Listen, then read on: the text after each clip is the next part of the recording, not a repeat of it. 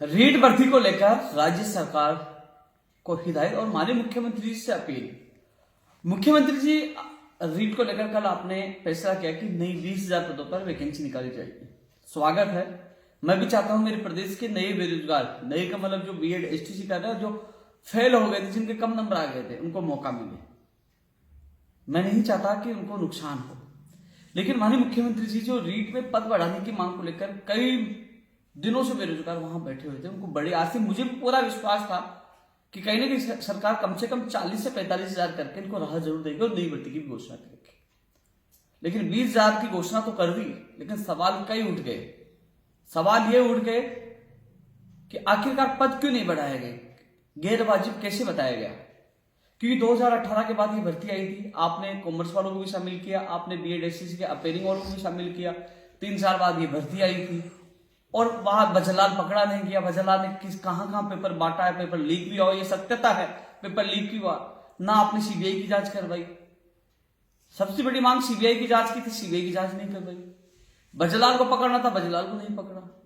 Appearing वालों को शामिल कर दिया, कॉमर्स वालों को शामिल कर दिया, ईडब्ल्यूएस का जो अलग से जो पद बढ़ाने थे वो नहीं बढ़ाए।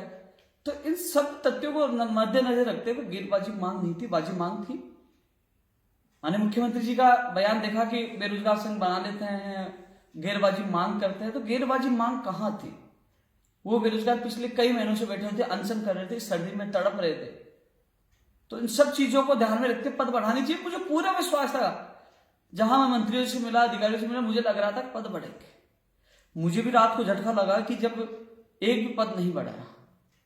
अब 20,000 की क्या 25,000 की घोषणा करिए, स्वागत है, क्योंकि वो भी प्रदेश की जो बेरोजगारों की वैकेंसी निकाले वो भी हमारे भाई बहन है। लेकिन अभी भी राज्य सरकार चाहे तो पदों की संख्या बढ़ा सकती है और बढ़ाना चाहिए। ये मेरी अपील है और मेरा निवेदन है, क्योंकि युवाओं का आक्रोश सरकार के प्रति इतना बढ़ चुका है, इसका खामियाजा कांग्रेस को 2023 में भुगतना पड़े। सोशल मीडिया पे आप देख सकते हो, मैं नहीं कह रहा, आप देख सकते हो युवाओं का आक्रोश। लेकिन जिस प्रकार खिचड़ी हो चुकी है, अभ्यर्थी फर्स्ट ग्रेड सेकंड ग्रेड की तैयारी कर रहे हैं। आपने 14 और 15 मई को रीट की तैयारी की, एग्जाम की घोषणा कर दी।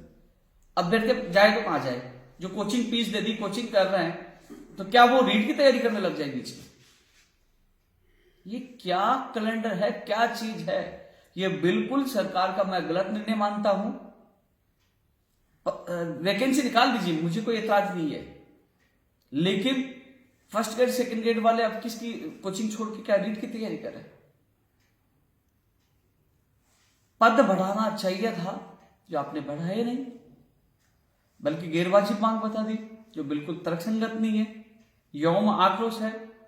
और अभी जो हम रैली और निकाल रहे हैं राजस्थान में, युवा जागृति और सदस्यता अभियान, युवाओं में जो सारे लोगों को सुझाव मांगकर ये सारी चीजों का जो ये रैली संगठन को मजबूत बनाने के साथ साथ ये 2023 के लिए भी बहुत महत्वपूर्ण होगी। ये अभियान, ये रैली, ये सब युवाओं की मांग को मानना चाहिए था। आपने नई वैकेंसी निकाली, स्वागत है, और बढ़ा दीजिए नई वैकेंसी, हमें कोई इतराज नहीं। 20 से 25,000 कर दीजिए, लेकिन कम से कम 40 से 45,000 इनके भी पद करने चाहिए थे, क्योंकि सारे लोग बिठा दिए थे, पेनिंग वालों को बिठा दिया था, अन्य कॉमर्स वाले ईडब्ल्यूएस के पद नहीं बढ़ाए, और ये लगातार संघर्ष कर रहे थे। सबसे ये एक ऐसा आंदोलन था जिसमें कोई राजनीतिक पार्टी का लोग नहीं गया, किसी का समर्थन नहीं किया। ये बेरोजगार अपनी संघर्ष समिति बनाकर आंदोलन कर रहे थे। हालांकि मैंने पूरा समर्थन दिया, मेरा फर्ज बनता, मैंने समर्थन दिया, लेकिन राजस्थान बेरोजगार एकीकृत महासंघ के बैनर तले भी नहीं था, एक संघर्ष समिति के बैनर तले था। और इनकी मांग गैरवाजिब नहीं थी, इनके पद बढ़ाने चाहिए। तो अभी भी सरकार चाहे तो पदों की संख्या, क्योंकि रीट 14 और 15 मई को मुझे नहीं लगता हो पाएगी, जिस प्रकार कितने सालों बाद ये एग्जाम हो पाई थी इसकी। क्योंकि अभी तक तो इसकी विज्ञप्ति अब जनवरी के फर्स्ट वीक के लिए लगातार कह रहे थे, क्योंकि मैं जनवरी के फर्स्ट वीक के लिए विज्ञप्ति के लिए इसलिए कह रहा था कि बीकानेर उप निदेशक महोदय मुझे शिक्षा संकुल मिले थे, तो वो बता रहे थे कि तैयारी है, उसके आधार पर मैंने आप लोगों को बताया था साथियों। तो आप ये भर्ती कराओगे, फिर अगली कैसे करवा दोगे?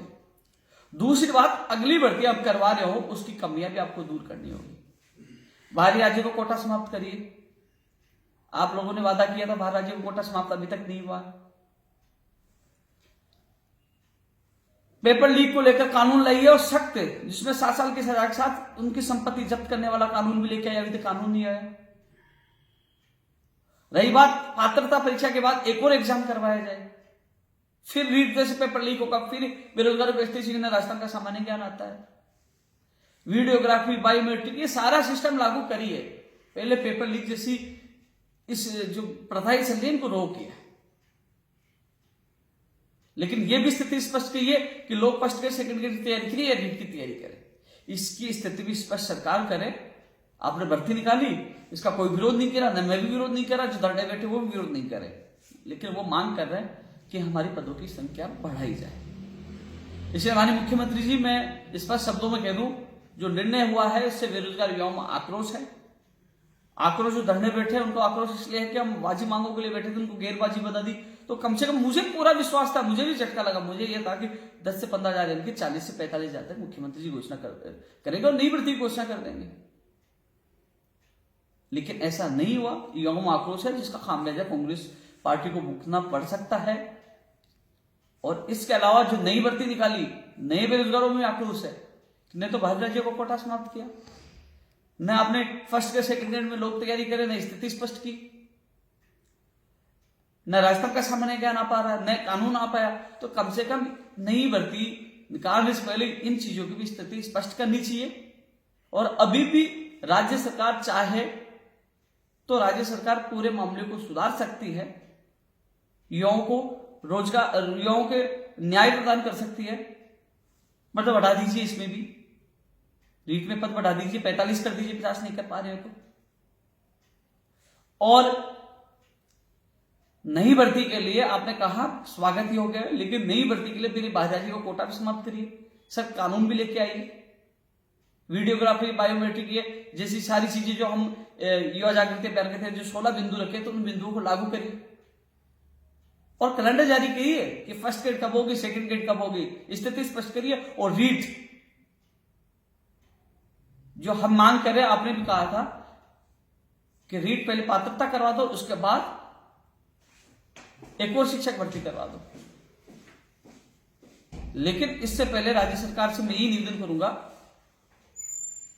कि पदों की संख्या इस भर्ती में बढ़ाए और उसमें भी जो खामियां हैं नई भर्ती के लिए वो भी दूर करे, जिससे तो युवाओं को आपको सहयोग मिल पाएगा। अन्यथा जिस प्रकार जो खामियां रह गई थी, पेपर लीक हो गया, ना भजलाल पकड़ा गया था, आशंका है कि फिर पेपर लीक होगा। पेपर लीक को लेकर सुदृढ़ व्यवस्था नहीं है, न राजस्थान का सामान्य ज्ञान है, न राज्य कोटा समाप्त हो रहा है। तो नई भर्ती की जो खामियां वो भी दूर करे और इनका पद भी बढ़ाए। मैं हाथ जोड़ कर अपील कर रहा हूं। और जो युवा साथी जो कह रहे हैं कि उपेंद्र यादव ने हमारा सहयोग नहीं किया पद बढ़ाने को लेकर, साथियों मैंने पहले दिन से 7 तारीख को गया था, तब कह दिया था कि मैं आंदोलन में सहयोग कर सकता हूं, नेतृत्व नहीं कर सकता, क्योंकि जहां उन कई भर्तियों को लेकर समझौता हुआ था, जैसे पंचायत राज एलडीसी भर्ती 9 साल बाद उसका कैलेंडर जारी होगा आने वाले जनवरी के वीक में, वर्किंग डे में। टेक्निकल हेल्पर भर्ती, कंप्यूटर भर्ती, प्रयोगशाला सहायक जो रद्द कर दी थी उसकी सूची जारी होगी चयनित अभ्यर्थियों की, उनके घरों में खुशी आई है। समझौता करने के बाद मैं एक आपकी भर्ती के लिए जो और घरों में उनको नुकसान नहीं पहुंचा सकता था, वो लोग रोने लग गए थे कि भैया धरने बैठ के सरकार हमारी भर्तियां रोक देगी, तो उन लोगों को नुकसान नहीं पहुंचा सकता था। मैं भी जवान का पक्का हूं, वहां समझौता हुआ था। तो इन भर्तियों के जो और लोग गए थे, जो पहले फरवरी में आंदोलन किया था, उनके साथ नुकसान नहीं पहुंचा सकता था पहले दिन। स्पष्ट ऐसा नहीं है कि मैं कल बग गया, परसों बग गया। 7 तारीख को जब आंदोलन शुरुआत, तभी मैंने वहां धरना स्थल पर जाकर बता दिया था। और इसके अलावा शिक्षा मंत्री जी से, सीएमओ में, तमाम मुख्यमंत्री, तमाम जहां भी गए मैं साथ गया और आपकी बात आपके अभ्यर्थियों के सामने रखी। जो लोग अफवाह फैला रहे हैं ना कि उपेंद्र यादव ने तो नई भर्ती की पक्ष सरकार हमारा साथ नहीं दिया, वो अफवाह फैला रहे हैं। अब धरना स्थल पर बैठे उन अभ्यर्थियों को पूछिए, जितना नाखुश आप हो, जितना नाखुश मैं भी हूं। पद नहीं बढ़े, जितना सदमा आपको पूछा मुझे पहुंचा है। हाँ, यह जरूर है कि मैं वहां नेतृत्व करता तो तस्वीर अलग होती, लेकिन मेरी मजबूरी थी, मैं नेतृत्व नहीं कर पाया, केवल सहयोग कर पाया। जितना सहयोग मुझसे हुआ कर पाया, आगे भी होगा मैं करूंगा, लेकिन नेतृत्व और बेरोजगारों के घरों को खुशियों में, जो आने वाली खुशियों को बचाने के लिए मैं नेतृत्व नहीं किया, क्योंकि मीडिया में सब जगह बोल चुका था कि हमारा समझौता हो चुका है, कुछ मांगे हो चुके हैं, कुछ होने वाली है। तो उन लोगों की भर्तियों को बचाने के लिए मैं नेतृत्व नहीं किया, नहीं जा सकता था, जो पहले दिन बता दिया था, आज कह रहा हूं। लेकिन जितना सहयोग मुझे करना चाहिए वो किया, आगे भी करूंगा। और अब माननीय मुख्यमंत्री जी से अपील भी कर रहा हूं और स्पष्ट में शब्दों में कह रहा हूं क्योंकि युवा बेरोजगार तो ये कहने के साथ नहीं, इधर मुख्यमंत्री जी बार बार बेरोजगार संघ बना लेते हैं, मेरे पर आरोप लगा रहे बेरोजगार संघ बना लेते हैं, गैरवाजी मांग करते हैं। इधर सरकार भी, इधर बेरोजगार भी नाखुश हो जाते हैं। या नेगेटिव न्यूज मिलती है तो उपेंद्र यादव ने नहीं किया, खुशी मिल जाती है सब गायब हो जाती है कि उपेंद्र यादव ने क्या क्या कर दिया, वो सब चीजों को भूल जाते हैं। जब 12 तारीख को अकेले बैठे थे रात को उनको संबल देकर बिठाया, जितना सहयोग किया वापस जोड़ा, वो नहीं दिखा किसी को। उपेंद्र यादव 12 तारीख को रात को आकर हम लोगों को साथ दिया, हमें संबल दिया, कमेटी बनाई और लगातार सहयोग किया। जब मुझे याद किया, जब सहयोग किया, वो चीज भूल गए। नेगेटिव होते उपेंद्र यादव ने साथ नहीं दिया, धोखा दे दिया। उपेंद्र यादव पता नहीं सरकार से मिल गया, सरकार का आदमी है और सरकार उपेंद्र यादव बेरोजगार संघ जो गैरवाजी मांग कर, इधर सरकार भी अटैक, इधर बेरोजगार भी अटैक। यार कम से कम सच जानना सीखिए। मैं सच के साथ पहले भी था, आज भी हूं। मुझे लगा सरकार जहां गलत है, मैंने अब ये सारा वीडियो सरकार की जो गलत जो निर्णय लिया इसके लिए बोल ही रहा हूं ना। जहां गलत होगी वहां सरकार का विरोध करूंगा। जहां सरकार सही होगी, जो काम करेगी, पद बढ़ा देती है, मैं धन्यवाद भी दूंगा जहां सरकार सही करेगी। लेकिन जहां गलत निर्णय होगा इसका विरोध पहले भी कर रहा था, आज भी कर रहा हूं और हमेशा करता रहूंगा। पहले सोच रहा था कि युवा जागृति सदस्य का अभियान पूरे राजस्थान में चला रहा हूं तो शायद शांतिपूर्वक चलाऊं, लेकिन अब मुझे लगता है कि कहीं ना कहीं सरकार ये निर्णय चयन नहीं करती, युवाओं को राहत नहीं देती, चाहे लंबी आपकी पद बढ़ाने को लेकर, चाहे नई भर्तियों को लेकर। चाहे मुझे विरोध में बोलना पड़े पूरे राजस्थान में रैली या यात्रा में, तो विरोध में भी बोलूंगा, क्योंकि मेरा युवा मेरे लिए पहले है, ना कोई राजनीतिक पार्टी। मेरी पार्टी राजनीतिक पार्टी नहीं है, मेरी पार्टी मेरी युवा है, जिसके लिए पहले भी जीता था, आज भी जीता हूं। जो युवा समझदार है वो समझ जाएगा, और जो सोशल मीडिया में लोगों की बातों में आता है, आप सोचिए, सब लोगों ने लेटर लिखा, सब नेताओं ने कहा, आप 2 महीने से ज्यादा लोग, 2-3 महीने से आप लोग धरना दे रहे, कोई आया? मैं तो फिर भी दर्जनों बार आपके बीच में गया, आपके साथ मंत्रियों से मिला, मैंने तो जितनी मदद हुई मैंने की और नेताओं ने की। गाली देना है, कुछ बोलना तो उनको कहिए, जो लेटर लिख के इतनी सीधी कर लिया, आपका सहयोग नहीं किए, उनको बोलिए। मेरे को तो जहां आपने कहा वहां गया हूं, आपकी आवाज उठाई और आगे भी उठाऊंगा। लेकिन जैसे नेगेटिव आया, आपने यार उपेंद्र यादव नहीं करते, अरे भाई मेरी से जितनी मदद हुई मैंने मदद की है और आगे भी करूंगा। लेकिन हाँ, एक चीज जरूर है कि उपेंद्र यादव ने नई भर्ती के लिए क्यों नहीं बोला? भैया नई भर्ती का ना आज विरोध किया, ना कल विरोध करूंगा।